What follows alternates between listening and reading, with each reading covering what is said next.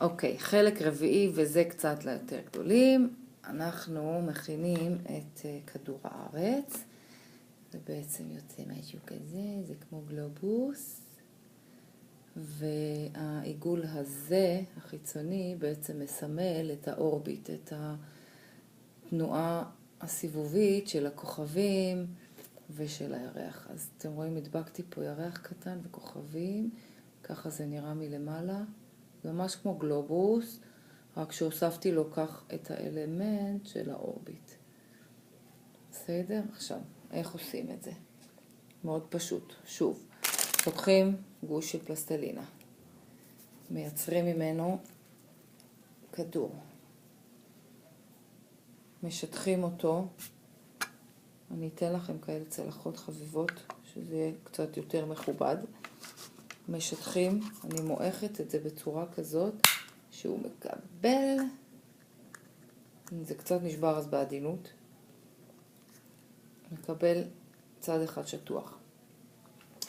בשלב הבא אנחנו לוקחים כדור של קלקר בגודל כזה. הנה, זה גם בא בדולרמה, זה בא ב-12 בחבילה. לוקחים כדור, מחוררים אותו בעזרת שיפוד. שימו לב, אולי כדאי שאתם תעשו את זה, כי אם הם מחוררים את זה עקום, אז כל כדור הארץ לא סובב על צירו כמו שאומרים. אז אני קודם כל פותחת את החור הראשון עם שיפוד, ואת החור השני אני מרחיבה עם צ'ופסטיק.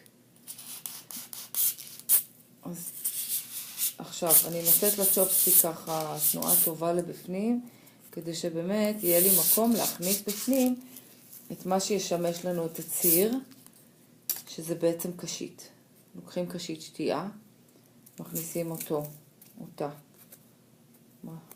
משחילים אותה פנימה לתוך הכדור, ואז אני לא צריכה את השאר. אני צריכה שזה יבלוט מלמעלה ומלמטה, בערך סנטימטר מכל צד, זה הכל. עכשיו, תנו לילדים לצייר את היבשות. הייתי משתמשת בטוש פרמננט, אחרת זה פשוט נמרח וחבל על העבודה. אני אצרף לכל מורה שמתעסקת ביצירה הזאת מפה כזאת, שבה בעצם יש להם פחות או יותר מושג איזה יבשת נמצאת איפה, ויהיה להם מושג איך לצייר את זה. זה לא חייב להיות מדויק, ממש לא. הם מציירים את היבשות, ואז אנחנו מתחילים את התהליך של להרכיב את זה. זאת אומרת, הנה. אוקיי. עכשיו, התהליך הוא מאוד מאוד פשוט. לוקחים מנקה מקטרות, משחילים אותו דרך הקשית. אנחנו צריכים בעצם לייצר זווית, חצי עיגול, כזה דבר, שימו לב שזה לא יהיה גדול מדי, ושהמרחק מקצה לקצה יהיה שווה. ואז אתם פשוט נותנות להם לעשות כאן את הטוויסט, כמו קשר קטן, מכניסות את זה פנימה, וזה הכל.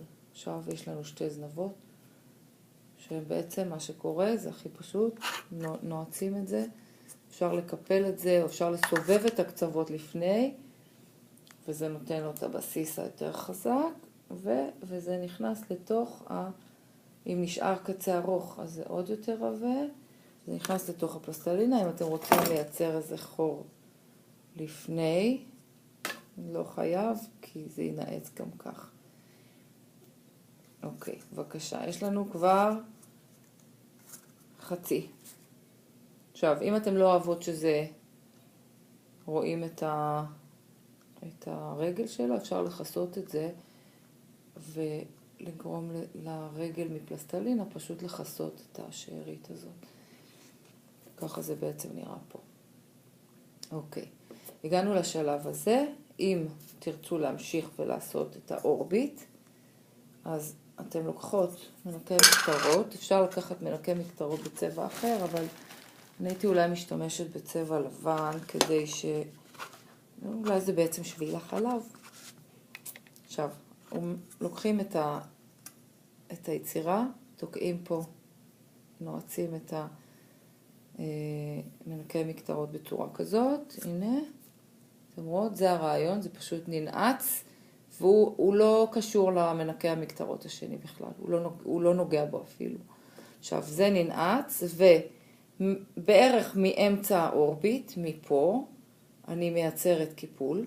עכשיו, אני יכולה להוציא את זה רגע, ומהרגע שיש לי את האורביט, אני לוקחת איזשהו חפץ עגול, עדיף כוס, או משהו עגול, אפשר גם עם האצבע, רואים מה אני עושה? זה מתעגל, ואז אני קושרת אותו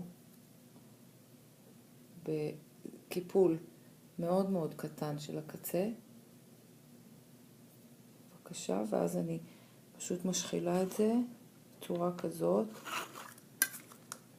על האורביט, ואתם, מה שבעצם נשאר לכם לעשות, זה לכוון את זה, זה לשחק עם זה.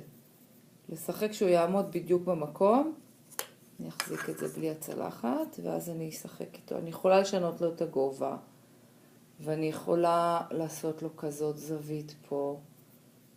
אתם רואים? זה אמור כאילו להיות ממש, לא לגוע באורביט, לא לגוע בגלובוס עצמו.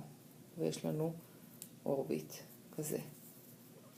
עכשיו, הרעיון הוא בעצם שאם אתם רוצות לייצר מזה משהו של חלל, אתם יכולות לקחת את כל הקונסטרקשן הזה, ובעזרת טיפונת קטנטנה של דבק, אתם מניחות את הדבק, טיפה אחת של דבק, יושבת על מנקי המקטרות החיצוני הלבן, ועליו אתם יכולות לתת לילדים להדביק כוכבים. עכשיו, כוכבים, יש לי מחורר אחד שאפשר להשתמש בו, אני אשאיר אותו במשרד עד יום שישי, שבת. יש מחורר כוכבים, אולי גם לכם יש, ופשוט לחורר אותם או מאיזשהו בריסטול, או שאני הכנתי גם אחרים מנייר אלומיניום, ומה שנשאר לי מהבריסטול הנוצץ ההוא, אז עשיתי כוכבים כאלה. אוקיי, עכשיו, באופן עקרוני, יש לי גם מחורר קטן, חמוד, שעושה צורת ירח, אני אראה לכם. הנה, זה המחורר. אני יכולה להשאיר לכם פה ירחים קטנטנים, חתוכים כבר, ואפשר להצמיד ירח אחד לכל, הנה, אני אעשה אותו בכחול כדי שזה יהיה קצת בולט ותוכלנה לראות אותו. הנה, יוצא לנו ירח כזה חמוד, אפילו עם חיוך, אתם רואות? והנה, זה נותן לנו את האפשרות להצמיד אותו, וברגע שאתם הצמדתם, זה הכל בעצם רק נתון לזמן ייבוש של הדבק. ובסופו של עניין הם מצמידים את זה לצלחת השקופה, ואני הייתי כותבת על זה כדור הארץ ושביל החלב, או תנו להם לכתוב משהו שקשור. בסדר? זה בעצם היצירה. תנסו לכוון את זה יותר טוב ממה שאני עשיתי, שהעיגול החיצוני הצהוב יהיה יותר קטן, ואז זה באמת לא ייגע בו. אוקיי? שלגלובוס יהיה טיפה יותר קטן. אוקיי, וזה בעצם מסכם לנו את שעת היצירה לאילן רמון.